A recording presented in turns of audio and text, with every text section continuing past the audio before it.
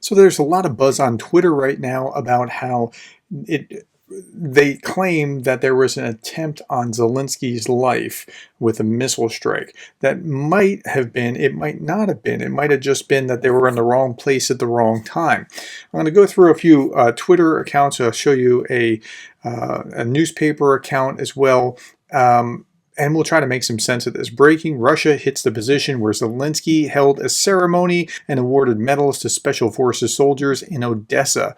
Very interesting strike. Literally a few tens of minutes before Zelensky was rewarding Ukrainian Special Forces officers there in Odessa.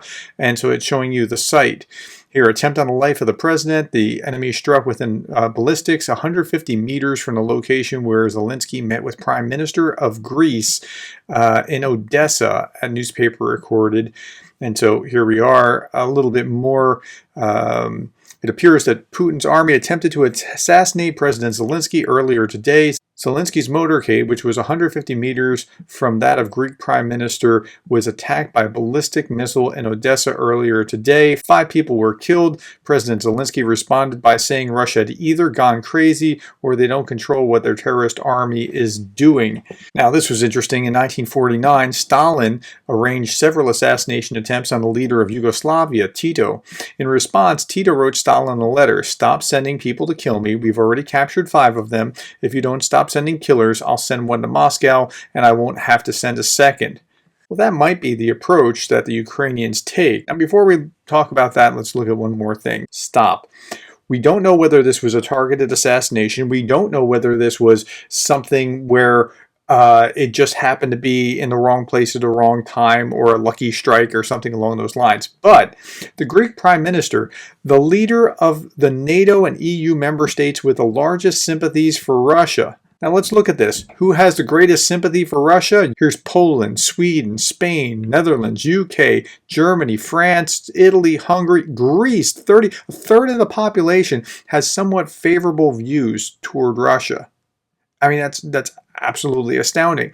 Now, had you been able to kill him, what would have happened? Let's look at another article. By the way, there's not a lot out there yet. Attempt to assassinate Zelensky. I keep updating this. There's only the one article from the Mirror. So that tells me that either they're overblowing this on Twitter, which is certainly a possibility, or that the news just hasn't come out yet, which is also a possibility. So take everything with a grain of salt. And I'm telling you to take everything with a grain of salt. And if anybody else is looking at this and diagnosing this and unpacking this, I'm telling you, take this with a grain of salt. But let's play out the possibilities here in just a moment. Here's the Mirror. Russian missile targets Ukrainian motorcade in attempt to assassinate President Zelensky. Zelensky was visiting Odessa in southern Ukraine when the motorcade, 150 meters from the Greek Prime Minister, was attacked by a Russian missile at 11:43 a.m., according to local media. The Greek state minister said there is no issue with the security of the Greek PM, adding, "We're all fine." But what if he wasn't fine? Let's just play that out for a moment.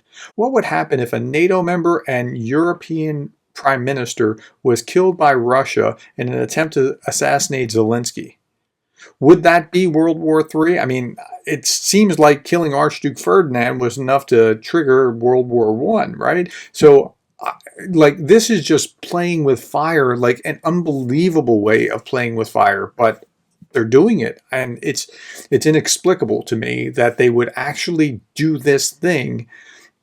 The greater explanation seems to be that he's in the wrong place at the wrong time. But again, I mean, Putin has baffled me before.